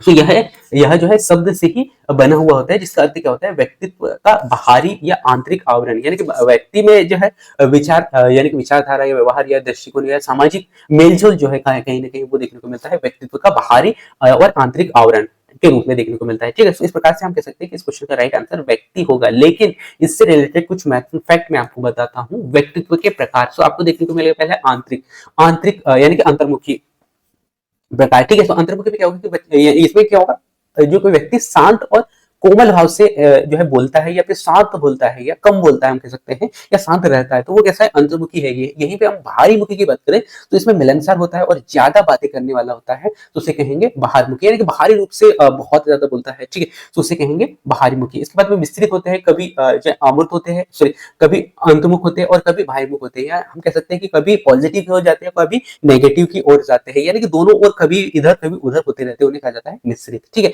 तो इस प्रकार से आपने जो है व्यक्तियों के प्रकार देखा, व्यक्तित्व क्या है ये मैंने आपको बताया, व्यक्तित्व के प्रकार मैंने आपको बता दिया, और जो अंतर्मुखी, बाह्यमुखी और मिश्रित, ठीक है। और इस प्रकार से इस क्वेश्चन का राइट आंसर भी आपको यहाँ पे मिल चुका होगा, व्यक्ति, ठीक है। सो इस क्वेश्चन का राइट आंसर आपको देखने को मिला दोस्तों। इसके बाद में नेक्स्ट अगला क्वेश्चन आपके स्क्रीन पे आ चुका है। अब यहाँ पे बताना है चेतना केंद्र स्कूल विशेष शिक्षा के लिए कहाँ स्थित है। सो क्वेश्चन को मैं पुनः रिपीट करता हूँ कि चेतना केंद्र स्कूल जो है विशेष शिक्षा के लिए कहाँ स्थित है, ये आपको यहाँ पे बताना है। सो आपके पास में ऑप्शन है दोस्तों, दिल्ली, भोपाल, लखनऊ, मुंबई, है ना। तो इस क्वेश्चन का राइट आंसर आपको यहाँ पे देना है। सो पहले हम समझते हैं चेतना केंद्र, और चेतना केंद्र अच्छा क्वेश्चन यहाँ पे रिपीट हुआ है शायद, है ना। तो ये आप देख लीजिएगा चेतना केंद्र क्या दोस्तों, इसको हम अच्छा से और देख लेते हैं। चेतना केंद्र क्या दोस्तों, चेतना केंद्र विशेष प्रकार के विकलांग और जो मानसिक रूप से ग्रसित जो या कमजोर जो बच्चे हैं उनको यहाँ पे शिक्षा दिया जाता है, यानी शिक्षा देने के लिए ऐसे बनाया गया है दोस्तों। और यह कहाँ पे है, लखनऊ में है, जैसे मैंने स्टार्ट में बताया था। और यह बच्चों के लिए व्यक्तिगत शिक्षण प्रणाली को अपनाया, यानी कि अपनाने के लिए अपनाई जाती है यहाँ पे, ठीक है। और इसमें खासकर जो बच्चे जो होते हैं दोस्तों, दृष्टिबाधित बच्चे या फिर श्रवण बाधित बच्चे या फिर मंद बुद्धि वाले जो बच्चे जो होते हैं, इनको पुनर्वास और शिक्षण सहायता इसके माध्यम से प्रदान किया जाता है, ठीक है। सो ये आपको यहाँ पे याद रखना है दोस्तों, ठीक है। और कुछ महत्वपूर्ण फैक्ट आपको याद रखना है, जो समेकित शिक्षा कार्यक्रम जो है दोस्तों, यानी कि समेकित शिक्षा कार्यक्रम के तहत जो है इसको सहायता प्रदान किया जाता है, ठीक है। और सरकार द्वारा विशेष जो है शिक्षकों को और परामर्शकर्ताओं की सहायता से इसे संचालित किया जाता है, ठीक है। सो ये भी आपको यहाँ पे याद रखना है कि किसके द्वारा संचालित किया जाता है और वित्तीय सहायता या फिर कार्यक्रम किसके तहत आता है। सो ये भी आपको याद रखना है, जो कि एग्जाम के लिए बहुत ही महत्वपूर्ण है, ठीक है। तो इस प्रकार से सभी पॉइंटों को रखा दोस्तों। सो इस क्वेश्चन का राइट आंसर आपको देखने को मिला होगा लखनऊ, ठीक है। इसके बाद में नेक्स्ट अगला क्वेश्चन आपके स्क्रीन पे आ चुका है, हस्त कला किस यानी कि किससे क्वेश्चन क्या पूछा गया दोस्तों, हस्तकला किसने दी यानी कि किसे दी जानी चाहिए, ये आपको बताना है। अच्छा, बच्चों के प्रकार यहाँ पे बताया गया है। तो हस्तकला, हस्तकला मीन्स हाथों के द्वारा जो बनाया गया जो कला है या हाथों के द्वारा सीखे जाने वाले खेले जाने वाली जो कला है वो किनको दिया जाना चाहिए, सामान्य बच्चों को दिया जाना चाहिए, पिछड़े बच्चों को दिया जाना चाहिए, या मंदबुद्धि वाले बच्चों को दिया जाना चाहिए, प्रतिभाशाली बच्चों को दिया जाना चाहिए, ये आपको यहाँ पे बताना है। तो सबसे पहले तो हम समझते हैं हस्तकला को। तो हस्तकला क्या होती है दोस्तों, हस्तकला वे एक प्रकार से एक ऐसी प्रक्रिया है दोस्तों जिसके माध्यम से जो है पिछड़े जो बच्चे जो होते हैं इनको बहुत ही महत्वपूर्ण जो है सहायता यहाँ पे दी जाती है, यानी कि बहुत ही प्रभावशाली एक तरीका हम कह सकते हैं सीखने का वो है, क्योंकि इसमें बच्चा जो है बच्चे में रचनात्मकता की जो भावना है वो हमें देखने को मिलती है, क्योंकि इसमें बच्चा जो है खुद अपने हाथों से खेलकर या उससे तोड़ फोड़ करके सीखता है ना, या फिर हम कह सकते हैं तो जैसे कि खाना खा रहा है तो बच्चा क्या कर रहा है, जो है अपने हाथों से खा रहा है या फिर लिख रहा है, या फिर ऐसे बहुत सारे जो कार्य है बच्चा जो करता है, जैसे पेंटिंग करना या मूर्ति कला करना, क्योंकि छोटे छोटे बच्चों को आपने देखा होगा कि जो मिट्टी के जो बहुत सारे जो है मूर्तियां वो बनाते हैं, यानी उनको जैसे दिखता है वो जो जिस जिस वातावरण में रहते हैं जो देखते हैं वो बनाने का प्रयास करते हैं। तो कहीं ना कहीं जो हस्तकला कला के माध्यम से जो बच्चों को सिखाया जाता है, जो सीखते हैं वो जो है बच्चों के लिए बहुत ही महत्वपूर्ण होता है, और इस प्रकार से हम कह सकते हैं बच्चों में एक रचनात्मकता को बढ़ावा देता है। इसके साथ साथ में मोटर स्किल में भी यहाँ पे मोटर स्किल का भी यानी मोटर स्किल का भी विकास यहाँ पे बच्चों में हो पाता है हस्तकला के माध्यम से, ठीक है। और इसके बाद में ध्यान केंद्रित करने में भी यहाँ पे बच्चों में बहुत अधिक जो है मदद मिलता है दोस्तों, ठीक है, क्योंकि बच्चे में क्या होता है कि बच्चा कभी कभी जब वो बनाता है या फिर हम कह सकते हैं कि जब वो खुद अपने हाथों से करता है तो कहीं उसे उसको बहुत अच्छा से सीखता है और उसे अच्छा से समझ सकता है, ठीक है, और अच्छा से बता सकता है, उसे अच्छा से ध्यान रख सकता है, ठीक है। तो इस प्रकार से हम कह सकते हैं कि हस्तकला के माध्यम से जो बच्चों में ध्यान केंद्रित करने में भी जो है यहाँ पे मदद मिलती है। इसके बाद में इसमें डाइंग हो गया, उसके बाद में जो मूर्ति कला हो गया और पेपर क्राफ्ट हो गया इत्यादि जो है इसके अंतर्गत आते हैं, ठीक है। इसके बाद में कुछ महत्वपूर्ण फैक्ट है दोस्तों जो कि एग्जाम की दृष्टि से वेरी वेरी इंपॉर्टेंट है। सो इसमें जो है प्रयोगात्मक शिक्षा को भी इसे रखा जाता है, ठीक है, यानी कि हस्तकला को, ठीक है। तो ये आपको याद रखना है, यानी कि बच्चा खेल खेल के माध्यम से सीखता है, ठीक है। सो इसके बाद में नेक्स्ट अगला पॉइंट जो है दोस्तों, यहाँ जो बच्चे जो होते हैं इसमें बच्चों में आत्मविश्वास की भावना और धैर्य की जो भावना है वो उसका विकास यहाँ पे बच्चे में हो पाता है, क्योंकि बच्चे खेल खेल में यहाँ पे सीखते हैं, ठीक है, खासकर खेल खेल में सीखते हैं, और ये छोटे बच्चों के लिए बहुत ही महत्वपूर्ण होता है, ठीक है। तो इस प्रकार से इस क्वेश्चन का राइट आंसर आपको देखने को मिला होगा दोस्तों, जो कि इस क्वेश्चन का राइट आंसर होगा क्या, यानी कि ये जो हस्तकला वाले जो बच्चे जो होते हैं ना, हस्तकला वाले जो बच्चे जो होते हैं ये वे बच्चे होते हैं जिनको किसकी आवश्यकता होती है, यानी कि जिनको जो है खेल के माध्यम से बच्चों को सिखाया जाता है, यानी कि ये होंगे दोस्तों असाधारण बच्चे, है ना, असाधारण बच्चे, या हम कह सकते हैं इसे, सॉरी माफ कीजिएगा क्वेश्चन में थोड़ा सा मिस्टेक हो रहा है। यहाँ पे जो बच्चे जो आएंगे दोस्तों, ये बच्चे वो बच्चे आते हैं जो कि पिछड़े वर्ग के बच्चे आएंगे, यानी कि जो कमजोर वर्ग के जो बच्चे होंगे वो बच्चों को हस्तकला के माध्यम से सिखाया जाता है, ना कि मंदबुद्धि वाले बच्चों को। मंदबुद्धि वाले बच्चों को यदि आप सिखाओगे तो कहीं ना कहीं बच्चा उतना अच्छा से सीख नहीं पाता है, ठीक है। लेकिन आप हस्तकला के माध्यम से जो पिछड़े वर्ग के जो पिछड़े बच्चे जो है ना, उनके बच्चे वो बच्चों को यदि आप हस्तकला के माध्यम से सिखाओगे तो कहीं ना कहीं बच्चा खेल खेल में बहुत अच्छे से सीखता है, ठीक है। तो इस प्रकार से इस क्वेश्चन का राइट आंसर क्या होगा दोस्तों, सेकंड ऑप्शन, ठीक है, यानी कि पिछड़े बच्चों को हस्तकला दी जानी चाहिए, ठीक है। इसके बाद में नेक्स्ट अगला क्वेश्चन आपके स्क्रीन पे आ चुका है। क्वेश्चन है दोस्तों, आत्म खान पान और आत्म परिवहन किस कौशल से संबंधित है। सो क्वेश्चन क्या दोस्तों, आत्म खान पान और आत्म परिवहन किस कौशल से संबंधित है, आपको ये बताना है, ठीक है। सो जिसमें कि आपके पास ऑप्शन है दोस्तों, पैरा कौशल, हाथ कौशल, या फिर अन्य कौशल, या उपरोक्त सभी। सो इस क्वेश्चन का राइट आंसर आपको यहाँ पे बताना है। इससे पहले कुछ महत्वपूर्ण फैक्ट मैं आपके सामने रखता हूँ। सो हम समझते हैं यहाँ पे हस्त कौशल को। हस्त कौशल से रिलेटेड अभी कुछ एक क्वेश्चन हमें देखने को मिला था, और सेकंड क्वेश्चन पूरा पुनः फिर से यहाँ पे इन्होंने दे दिया है। हस्त कौशल क्या है दोस्तों, इसको हम समझते हैं। तो हस्त कौशल भी कौशल होता है जो बच्चे जो अपने हाथों का प्रयोग करके सीखता है, जैसे कि खेल खेल के माध्यम से बच्चा सीख रहा है तो वो हाथों का प्रयोग करके तो सीख रहा है ना, जैसे कि कूदना, है ना, सॉरी, खुद खाना खाना, कपड़े पहनना, खेलना, बटन लगाना या फिर जूते लगाना, तो ये किसके हाथ कौशल है। हम इससे पहले जो देखे थे दोस्तों, उसमें जो बच्चा जो सीख रहा था वो हाथों के माध्यम से सीख रहा था, ठीक है। और यहाँ पे भी हम देख रहे हैं हस्त कौशल के माध्यम से जो बच्चे जो है जैसे खुद खाना खा रहा है तो इस एक प्रकार से खुद खाना सीख रहा है ना, क्योंकि बच्चे एकदम से अच्छा से खाना खाना सीखता नहीं है, बल्कि वो धीरे-धीरे सीखता है। तो इस प्रकार से हम कह सकते हैं कि बच्चे बच्चों में जो हस्त कौशल के माध्यम से जैसे खेलना हो गया, सॉरी खुद खाना हो गया, कपड़े पहनना हो गया, लेखन करना हो गया, है ना? लिखना हो गया, इसके बाद में बटन लगाना या फिर जूते पहनना इत्यादि जो कार्य है बच्चा खुद करता है अपने हाथों से, वो कहलाता है हस्त कौशल, ठीक है?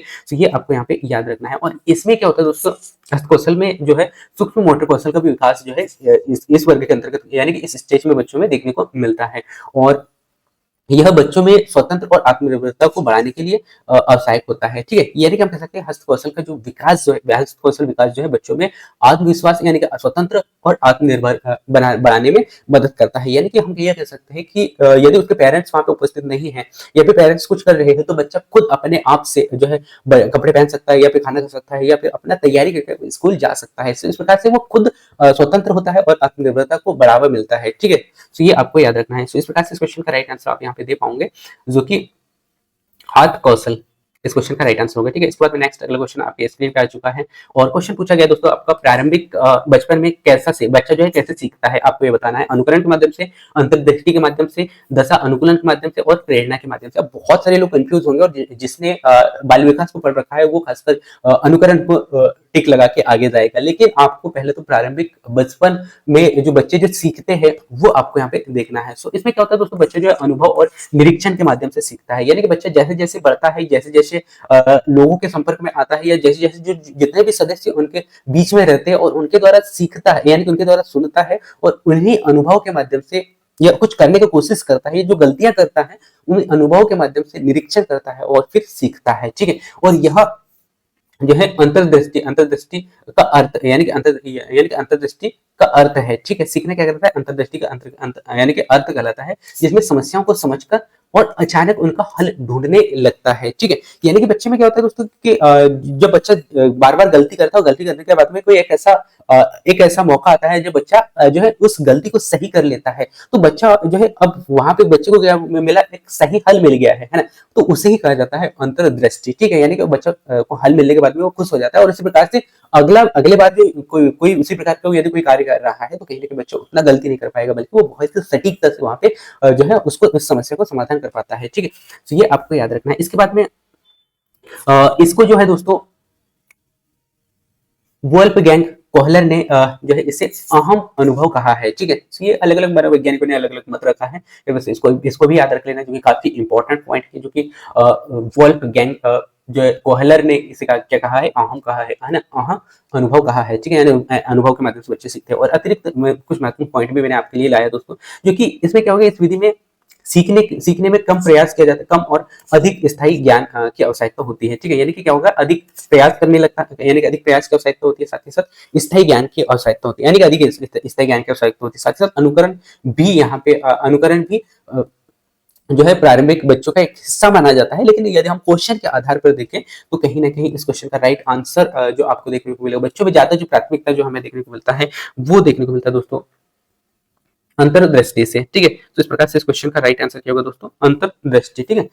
सो इस प्रकार से इस क्वेश्चन का राइट आंसर सेकंड ऑप्शन होगा, ठीक है? इसके बाद में नेक्स्ट अगला क्वेश्चन आपके स्क्रीन पर आ चुका है, बाल विकास का क्षेत्र आपको बताना है कि बाल विकास का क्षेत्र क्या है। सो पहला ऑप्शन है दोस्तों बाल विकास के सिद्धांत का अध्ययन करना, बाल विकास के विभिन्न पहलुओं का अध्ययन करना या बाल विकास को प्रभावित करने वाले कारकों का अध्ययन करना है, उपरोक्त सभी। सो इस क्वेश्चन का राइट आंसर आपको देना है। इससे पहले कुछ महत्वपूर्ण फैक्ट मैं आपके सामने रखता हूँ बाल विकास से रिलेटेड। तो ये क्या होता है दोस्तों, यह एक प्रकार से व्यापक अध्ययन का क्षेत्र इसे माना जाता है, जिसमें बच्चों की शारीरिक, संज्ञानात्मक और सामाजिक और भावनात्मक जो है वृद्धि इसमें शामिल होती है, ठीक है? यानी कि हम कह सकते हैं कि बच्चों का जो शारीरिक, भावनात्मक, संज्ञानात्मक विकास या भावनात्मक विकास का जो भावनात्मकता का विकास जो है यहाँ पे बच्चों में होता है। और इनके मुख्य तीन क्षेत्र माने जाते हैं। पहला जो क्षेत्र माना जाता है दोस्तों वो माना जाता है शारीरिक विकास, यानी कि बच्चों में ऊंचाई बढ़ना, वजन बढ़ना, मांसपेशियों में वृद्धि आना इत्यादि शारीरिक विकास के अंतर्गत आता है। यहीं पे संज्ञानात्मकता की यदि हम बात करें दोस्तों, संज्ञानात्मकता के अंतर्गत जैसे सोचना, सीखने की जो समस्या, सीखना और उसके बाद में समस्याओं को हल करना, है ना? और ऐसे बहुत सारे अलग अलग हम कह सकते हैं फैक्ट हो सकते हैं जो कि बच्चे में संज्ञानात्मक विकास का जो है विकास होता है, ठीक है? ये आपको याद रखना है दोस्तों, ठीक है? तो इस प्रकार से हम कह सकते हैं बाल विकास के सेकंड पॉइंट या संज्ञानात्मक विकास का रूप हमें देखने को मिलता है। इसके बाद में भावनात्मक एवं सामाजिक विकास को यदि हम देखें दोस्तों, तो इसमें भावनाओं और सामाजिक व्यवहारों का विकास जो है हमें यहाँ पे देखने को मिलता है, ठीक है? तो इस प्रकार से विकास के तीन प्रमुख प्रकार मैंने आपको यहाँ पे बताया दोस्तों। इसके बाद में कुछ महत्वपूर्ण फैक्ट मैं बता देता हूँ। सो जीन पियाजे हो गया, सॉरी वाइगोत्स्की हो गया, जीन पियाजे हो गया, कोहलबर्ग हो गया और जो है एरिक एरिक्सन ने जो है बाल विकास का सिद्धांत को दिया है और इन्होंने सबने अलग अलग मत अपना रखा है।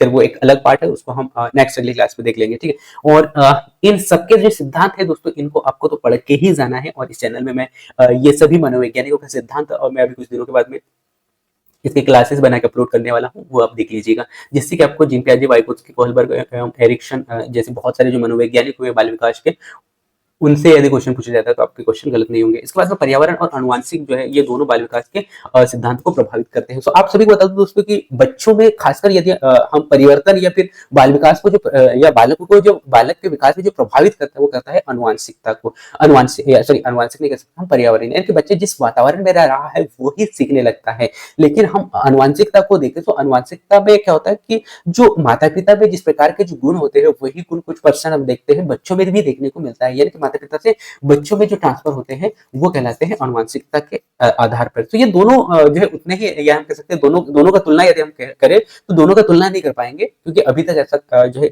ये नहीं कहा गया कि पर्यावरण या जो वातावरण है ये इतना परसेंट बच्चों के विकास को प्रभावित करता है या फिर अनुवांशिक इतना बच्चों को प्रभावित करता है, क्योंकि दोनों की तुलना करना थोड़ा सा मुश्किल यहाँ पे होगा और अभी तक ऐसा क्वेश्चन पूछा भी नहीं गया है। फिर भी यदि आपको याद रखना है यहाँ पे और ध्यान देना है कि अनुवांशिकता से ज्यादा प्राथमिकता वातावरण को दिया जाता है, क्योंकि बच्चा कैसे भी और किसी भी माहौल में पैदा हो, लेकिन उसको सही वातावरण यदि मिल जाए तो कहीं ना कहीं बच्चा जो है अपना खुद का यानी कि अच्छा विकास कर पाता है, ठीक है।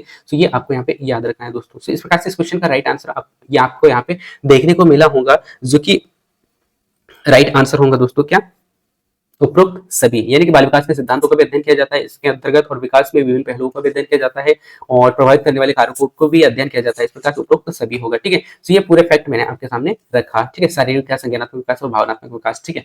सो इस प्रकार से इस क्वेश्चन का राइट आंसर मिल चुका होगा दोस्तों। इसके बाद में नेक्स्ट अगला क्वेश्चन आपके पास में आ चुका है, मंद बुद्धि वाले बच्चा जो है किस प्रकार से सीखता है, ये आपको यहाँ पे बताना है। और आप सभी को पुनः फिर से बता दो दोस्तों कि बुद्धि का जो पूरा चैप्टर है मैंने बहुत ही डिटेल से एक्सप्लेन किया है, वो एक बार जरूर देख लीजिएगा, ठीक है। सो पहला ऑप्शन आपके पास में दोस्तों, बुद्धि जो है बच्चा जो है मंद बुद्धि वाले जो बच्चे जो वो कैसे सीखते हैं, धीरे धीरे सीखते हैं, जल्दी सीखते हैं, तार्किक रूप से सीखते हैं या फिर उपरोक्त सभी। तो इस क्वेश्चन का राइट आंसर तो आप बहुत ही इजीली दे पाओगे, मैं ऐसा आशा करता हूँ।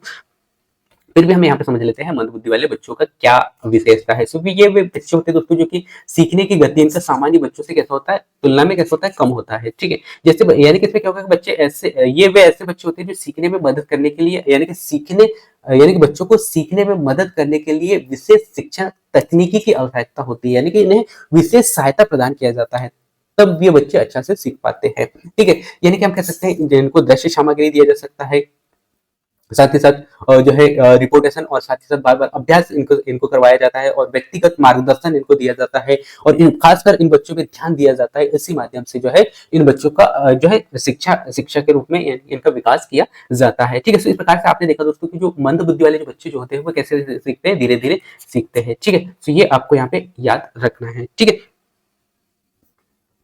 और इसके बाद में कुछ महत्वपूर्ण फैक्ट आपको यहाँ पे देख लेना है। समावेशी शिक्षा भी है दोस्तों, यह जो है विशेष रूप से इस प्रकार की सुविधाएं प्रदान करता है और सीखने की कठिनाई आने वाले जो बच्चे जो होते हैं उनको अलग रूप से रणनीति के तहत उनको पढ़ाया जाता है, ठीक है। तो ये आपको याद रखना है। इसके बाद में नेक्स्ट अगला क्वेश्चन आपके स्क्रीन पे आ चुका है, शिशु अवस्था की अवधि कितनी होती है, ये आपको बताना है कि शिशु अवस्था की अवधि कितनी होती है, ठीक है। तो जिसमें कि आपके पास में ऑप्शन है नवजात, यानी कि जन्म से लेकर 2 सप्ताह का, जन्म से लेकर 6 सप्ताह का, जन्म से लेकर 5 सप्ताह का या जन्म से 8 सप्ताह का। तो इस क्वेश्चन का राइट आंसर भी आप दे पाओगे, मैं ऐसा आशा करता हूं दोस्तों। फिर भी मैं आपको बता दूं शिशु अवस्था क्या है। शिशु अवस्था वो अवस्था होती है दोस्तों जो जन्म के बाद के, यानी कि जन्म के बाद के प्रारंभ के चरण को माना जाता है, ठीक है। जबकि इससे पहले वाले जो क्वेश्चन में हमने देखा था वो अपने अच्छे से देखा होगा, तो इस क्वेश्चन का राइट आंसर जो है आप दे पाओगे क्या, शिशु अवस्था, क्योंकि उसके बाद में जो अवस्था आती है वो शिशु अवस्था आती है। अब इसमें क्या होगा दोस्तों, इसमें जन्म के बाद में जो बच्चे जो होते हैं, यानी कि जन्म के बाद का जो पहला चरण होता है उसे ही हम कहते हैं शिशु अवस्था कहा जाता है। और यह शारीरिक और मानसिक विकास की जो सबसे तेज की अवस्था होती है, क्योंकि इस अवस्था में क्या होगा, शारीरिक विकास और मानसिक विकास जो है बहुत तेजी से बढ़ने लगता है। इसलिए इससे शारीरिक, मानसिक और हम कह सकते हैं ये विकास बढ़ने की अवस्था भी इससे कहा जाता है। और इस दौरान जो है बच्चा जो है माँ का दूध और टीकाकरण और सुरक्षित वातावरण बेहद जरूरी होता है बच्चे के लिए, ठीक है। तो ये भी फैक्ट आपको याद रखना है। और WHO के अनुसार जो है जन्म के पहले यानी कि 1000 दिन, या आप कह सकते हैं 3 साल जो है बच्चे सबसे पहले, यानी कि सबसे महत्वपूर्ण होता है बच्चों का बच्चों के लिए, ठीक है। तो ये आपको याद रखना है दोस्तों, ठीक है। इसके बाद में नवजात की देखभाल में स्तनपान स्वच्छ और सही पोषण जरूरी होता है, ठीक है। तो ये भी फैक्ट आपको याद रखना है। तो महत्वपूर्ण तथ्य में आपको याद रखना है, WHO के अनुसार जन्म के पहले यानी कि 100 दिन या हम कह सकते हैं 3 साल सबसे महत्वपूर्ण होते हैं, जो कि बच्चों को विशेष रूप से बच्चों के शारीरिक, मानसिक और संवेगात्मक रूप से बच्चों में ध्यान दिया जाना चाहिए। तो शैशव अवस्था का जो समय होता है दोस्तों, वो आपने यहाँ पे देख लिया होगा, ठीक है। यानी कि लगभग कितना होता है, 3 साल का होता है, सॉरी 3 साल, यानी कि WHO के अनुसार लगभग इससे 3 साल तक जो है बच्चों को बच्चों के लिए विशेष रूप पे ध्यान दिया जाना चाहिए, ठीक है। तो इस प्रकार से आपने देखा दोस्तों। तो इस प्रकार से आप इस क्वेश्चन का राइट आंसर देखोगे तो दोस्तों, तो जन्म से प्रारंभिक जो सप्ताह जो होता है, प्रारंभिक जो समय होता है, वो होता है, क्या होता है, शैशव अवस्था। यानी कि इस क्वेश्चन का राइट आंसर होगा 2 सप्ताह, ठीक है। सबसे छोटा 2 सप्ताह ही है, ठीक है। तो इस प्रकार से 2 सप्ताह इस क्वेश्चन का राइट आंसर हो जाएगा। इसके बाद में नेक्स्ट हम यहाँ पे देखते हैं, अगला क्वेश्चन आ चुका है आपके स्क्रीन पे। विकास की विशेषताएं आपको बताना है कि विकास की क्या क्या विशेषताएं, दिशात्मक है क्या, परिणात्मक, सॉरी परिवर्तन की क्रमबद्ध श्रृंखला, या फिर जो है व्यवस्थित, या फिर उपरोक्त सभी, ठीक है। तो इस क्वेश्चन का राइट आंसर आपको यहाँ पे बताना है। सबसे पहले कुछ महत्वपूर्ण फैक्ट मैं आपको बताता हूँ विकास से रिलेटेड। तो विकास कैसा है दोस्तों, विकास एक क्रमबद्ध प्रक्रिया है, यानी कि विकास कभी नहीं रुकता है। यानी कि व्यक्ति जब तक जीवित है, या हम ये कह सकते हैं कि व्यक्ति के जब तक सांसें चल रही है, तब तक व्यक्ति कुछ ना कुछ सीखता रहता है, ठीक है। हाँ, ये हम कह सकते हैं कि सीखने की प्रक्रिया कभी मंद कभी तेज होती है, लेकिन व्यक्ति जो है सीखता रहता है, ठीक है, कुछ ना कुछ सीखता रहता है। यानी कि एक क्रमबद्ध प्रक्रिया है, जिसमें बच्चे जो है शारीरिक, मानसिक और सामाजिक रूप से परिपक्व होना यहाँ पे शामिल हो जाता है, यानी परिपक्व होना स्टार्ट हो जाता है बच्चों में, ठीक है। और बच्चे जो है खासकर शारीरिक, सामाजिक और साथ ही साथ हम कह सकते हैं मानसिक रूप से बच्चों में परिपक्वता होना शामिल होता है धीरे धीरे, ठीक है। और अवस्था के आधार पर, यानी बच्चे जैसे जैसे बड़े होते जाते हैं, जैसे जैसे लोगों के बीच में जाते हैं, और उनमें जो है बच्चों में उस प्रकार की जो भावनाओं का विकास होता है, इसी आधार पर हम कह सकते हैं कि शारीरिक, मानसिक और सामाजिक विकास के रूप में जो परिपक्व होने लगते हैं, ठीक है। और इसमें आपको खासकर जो विकास के आधार पर जो मुख्य विशेषताओं के रूप में देखने को मिलेगा दोस्तों, पहला दिशात्मक, यानी कि विकास जो है दोस्तों कहाँ से कैसे होता है, सिर से पैर की ओर होता है। और ये क्वेश्चन जो है बाल विकास का एक बहुत ही वेरी वेरी इंपॉर्टेंट फैक्ट हम कह सकते हैं दोस्तों, जो विकास के दो प्रकार से यानी विकास होते हैं। पहला दिशात्मक विकास, यानी कि दिशा कैसे होता है, जो है सिर से पैर की ओर होता है। कैसे होता है, सिर से पैर की ओर होता है, जिसे हम कहते हैं मस्को अधोमुखी सिद्धांत, है ना। मस्को अधोमुखी सिद्धांत भी आप कह सकते हैं, जिसे हम कहते हैं सिफेलोकोडल, ठीक है। और इसके बाद में नेक्स्ट जो आपको देखने को मिलेगा क्रमबद्ध परिवर्तन, ठीक है। तो ये आपको याद रखना है दोस्तों, इसमें क्या होगा, चरण, यानी कि ये चरणों में होता है, ये अचानक नहीं होता है ना। और जबकि दिशात्मकता में क्या होता है, सिर से पैर तक, यानी कि सिर से पैर तक और अंदर से बाहर की ओर होता है, ठीक है। सिर से कैसा होगा, सिर से पैर की ओर होगा और अंदर से बाहर की ओर होता है, ठीक है। तो ये भी आपको याद रखना है, जो कि काफी वेरी वेरी इंपॉर्टेंट पॉइंट है। सो विकास के 2 सिद्धांत है, एक जो है दिशात्मक है, और उसके बाद में क्रमबद्ध परिवर्तन। इसके बाद में आपको याद रखना है यहाँ पे व्यवहार, यानी कि व्यवस्थित। सो व्यवस्थित क्या होता है दोस्तों, सभी बच्चों में एक समान क्रम का होना क्या कहलाता है, व्यवस्थित कहलाता है। और लेकिन इसमें गति जो है अलग अलग हो सकता है, ठीक है। सो विकास का जो क्रम है, कहने का एक समान हो सकता है, लेकिन जो गति जो है अलग अलग होता है, क्योंकि हर एक बच्चे में आप ये नहीं कह सकते कि बच्चे में सीखने की जो क्षमता, या फिर उनके बच्चों में जो विकास की जो गति है, वो अलग अलग हमें देखने को मिलती है। क्योंकि कुछ बच्चे 2 वर्ष में भी बोलना सीख जाते हैं, और कुछ बच्चे ऐसे होते हैं जो कि 5 वर्ष में भी कहीं ना कहीं उनको अच्छा से बोल नहीं पाते हैं। तो ये सीखने की जो क्षमता जो है अलग अलग बच्चों में अलग अलग देखने को मिलती है दोस्तों। इसके बाद में कुछ महत्वपूर्ण फैक्ट हम यहाँ पे देख लेते हैं। और विकास को प्रभावित करने वाले कारक, जैसे मैंने स्टार्ट में ही कहा था आपको, अनुवांशिक और पर्यावरण जो है बच्चों के विकास में बहुत बड़ा प्रभाव डालते हैं। यानी कि जिस प्रकार से बच्चों को वातावरण मिलेगा, जैसा समाज में बच्चे रहेंगे, उसी आधार पर, उसी गति से बच्चे सीखते हैं, और उसी आधार पर सीखते हैं, और उसी आधार पर बच्चों का विकास हो पाता है। साथ ही साथ अनुवांशिकता का भी बहुत बड़ा प्रभाव रहता है, यानी कि जिस प्रकार से बच्चों का जिस प्रकार से माता पिता है, कहीं ना कहीं बच्चों में भी उसी प्रकार के गुण हमें देखने को मिलते हैं, ठीक है। तो ये दोनों प्रकार, यानी कि दोनों बच्चों के विकास के लिए बहुत ही महत्वपूर्ण होते हैं। और इसके बाद में आपको याद रखना है, विकास कैसा निरंतर और बहुआयामी है दोस्तों, क्योंकि जो बच्चे जो है, या किसी भी व्यक्ति में विकास जो है निरंतर होते रहता है, यानी कि ये कभी नहीं रुकता। व्यक्ति जब तक जीवित है, तब तक ये विकास होते रहता है, ठीक है। हाँ, लेकिन कभी कम कभी ज्यादा होता है, ये हम कह सकते हैं, ठीक है। और बहुआयामी होता है दोस्तों, क्योंकि ये विकास एक ऐसी प्रक्रिया है दोस्तों, जो कि बहुत सारे दिशाओं में जो बच्चों में विकास होता है, यानी कि होता है, ये अलग अलग दिशाओं में कार्य करते हैं, ठीक है।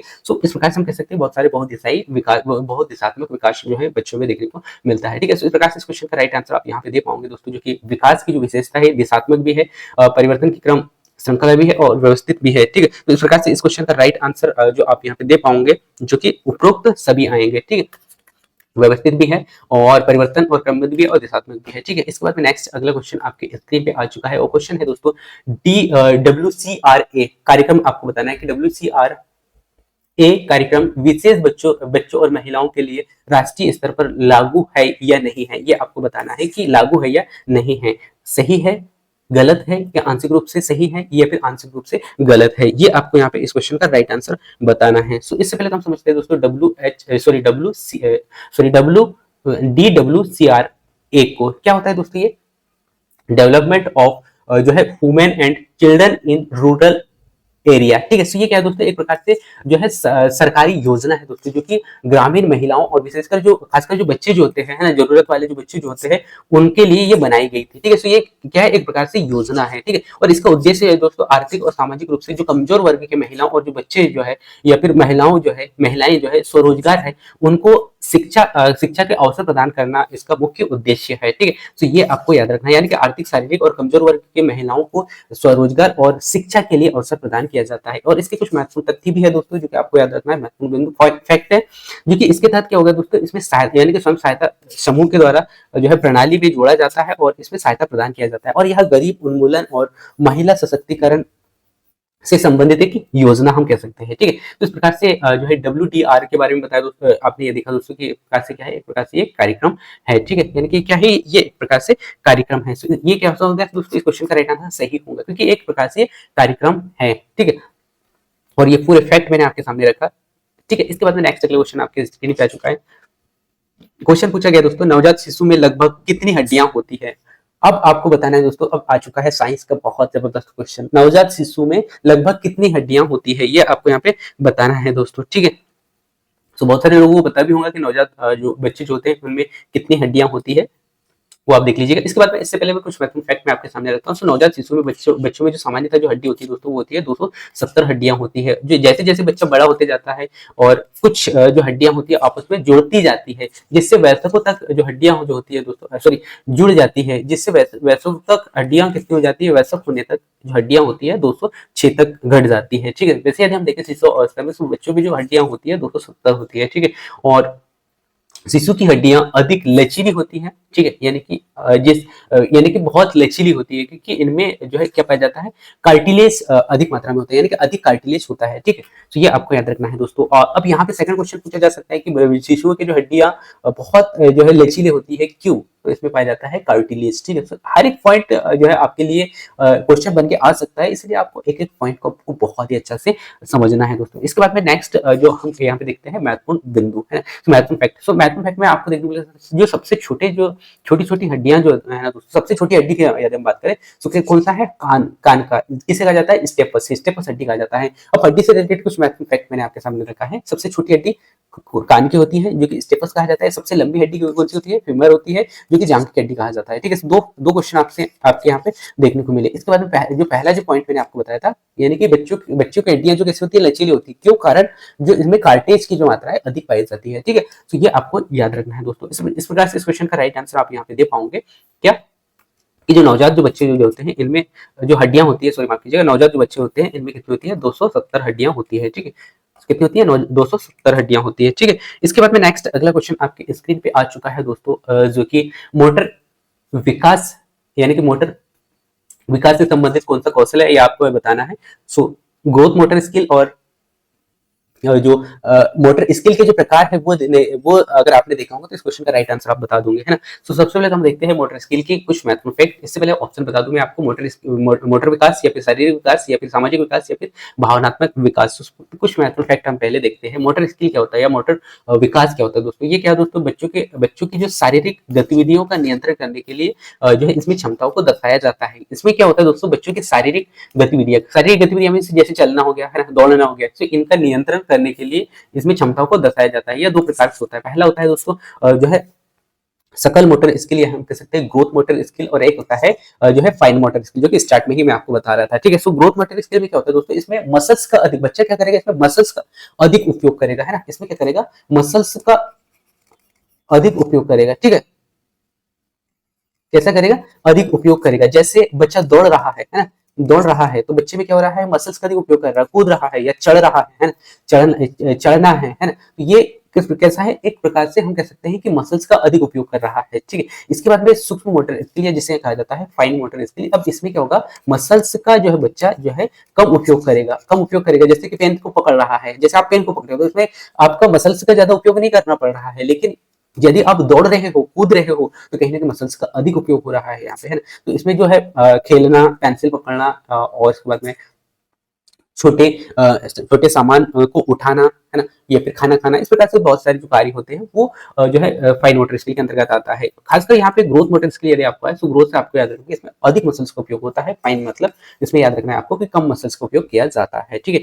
और इसके कुछ महत्वपूर्ण फैक्ट मैं आपके सामने रख देता हूँ दोस्तों। मोटर स्किल यानी मोटर विकास में क्या होता है कि बच्चे स्वतंत्र और आत्मनिर्भर यानी कि आत्मनिर्भर के लिए महत्वपूर्ण हो जाते हैं। बच्चों के लिए आत्मनिर्भर के लिए बहुत ही महत्वपूर्ण होता है, यानी कि स्वतंत्रता और आत्मनिर्भरता के लिए बहुत महत्वपूर्ण होता है। और यह जो है केंद्रीय तंत्रिका तंत्र के सही विकास पर निर्भर करता है, ठीक है। तो ये फैक्ट भी आपको याद रखना है। सो मोटर स्किल जो है दोस्तों, ये केंद्रीय तंत्रिका तंत्र विकास पर यानी कि विकास पर निर्भर करता है, ठीक है। तो ये फैक्ट भी आपको याद रखना है। इसके बाद में नेक्स्ट क्वेश्चन आपके स्क्रीन पर आ चुका है दोस्तों, और ये लास्ट क्वेश्चन है जिसमें कि आपसे संज्ञानात्मक विकास आपसे पूछा गया कि संज्ञानात्मक विकास के लिए अवसायक कारक कौन से है। तो आपको बताना है संज्ञानात्मक विकास के लिए अवसायक कारक कौन से है। पहला ऑप्शन है भावनात्मक विकास, सॉरी भावना, ध्यान, कल्पना, उपरोक्त सभी। हम समझते हैं संज्ञानात्मक विकास को पहले। संज्ञानात्मक विकास क्या है दोस्तों? संज्ञानात्मक विकास वो विकास होता है जिसमें बच्चा जो है सोचने, समझने और समस्याओं का समाधान करने या हल करने और साथ ही साथ निर्णय लेने, यानी कि लेने की क्षमता यदि बच्चे में हो रही है, निर्णय लेने का विकास यदि हो रहा है बच्चे में, तो हम कह सकते हैं संज्ञानात्मक विकास जो है बच्चे में हो रहा है। और यह इसके कई कारक हो सकते हैं, जैसे कि भावनाओं का विकास होना, यानी कि सकारात्मक और नकारात्मक रूप से बच्चों को जिस प्रकार से माहौल दिया जाता है उसी प्रकार से बच्चे सोचते हैं और सोचने की और कार्य को करने की क्षमता रखते हैं, और उसी आधार पर जो है बच्चों में प्रभाव पड़ता है, ठीक है। और इसके बाद में ध्यान, यानी कि ध्यान केंद्रित करना, यानी कि ध्यान केंद्रित करने की क्षमता सीखने की गति को बढ़ाती है, ठीक है। तो ध्यान केंद्रित करने की जो क्षमता है दोस्तों, ये कहते हैं सीखने की क्षमता को बढ़ाती है। यानी कि हम बार-बार ध्यान करते हैं ना, क्योंकि हम कोई भी चीज़ को बार-बार देखते हैं तो कहीं न कहीं सीखने में जो है वहाँ पे सहायता मिलता है, ठीक है। इसके बाद में कल्पना, यानी कि रचनात्मक और समस्या समाधान कौशल को विकसित जो ये करती है, ठीक है। सो कल्पना कौशल, ठीक है। कल्पना क्या कहती है? रचनात्मक और जो है समस्या समाधान कौशल को विकसित करती है, ठीक है। तो ये पॉइंट भी आपको यहाँ पे याद रखना है दोस्तों। इस प्रकार से आज की क्लास में हमने लगभग 24 क्वेश्चन बहुत ही अच्छे से, बहुत ही डिटेल से समझा दोस्तों। और क्वेश्चन ही नहीं बल्कि उससे रिलेटेड जितना भी फैक्ट था उन सबको मैंने बहुत ही डिटेल से आपको बताया है। और आप सभी को बता दूं दोस्तों, इस क्लास का कंप्लीट पीडीएफ आपको इसी वीडियो के डिस्क्रिप्शन में देखने को मिलेगा। वहां से जाके आप डाउनलोड करके इसको पुनः फिर से अच्छा से रिवीजन कर सकते हैं। और आप सभी को याद ही होगा कि महिला पर्यवेक्षक का एग्जाम डेट काफी नजदीक है, ऐसे में आपको आपका रफ्तार को कहीं ना कहीं बढ़ाना होगा। और आप अधिक से अधिक टेस्ट लगाए, अधिक से अधिक पुराने क्वेश्चनों को हल करें। और इस चैनल के माध्यम से मैं ऐसे ही क्वेश्चन हल कराने का प्रयास कर रहा हूँ, और खासकर मैं क्वेश्चनों को बहुत ही आसान करके बता रहा हूँ, और नए क्वेश्चन कैसे बनेंगे वो बताने का प्रयास कर रहा हूँ। तो ये सभी क्लासेस आप सभी के लिए बहुत ही महत्वपूर्ण है। सो आप एक एक क्लास को अच्छा से देखिएगा। और यदि आप कभी कभी डिमोटिवेट हो जाते हो तो आप मलकेश सलामी के नाम से एक एजुकेशन चैनल बनाया गया है, इसमें जाके आप जो है बहुत सारे ऐसे वीडियो देख सकते हैं जिससे अपने आप को मोटिवेट कर सकते हैं और अपने सपनों को साकार कर सकते हैं। सो मिलते हैं दोस्तों नेक्स्ट अगली क्लास में, तब तक जय हिंद।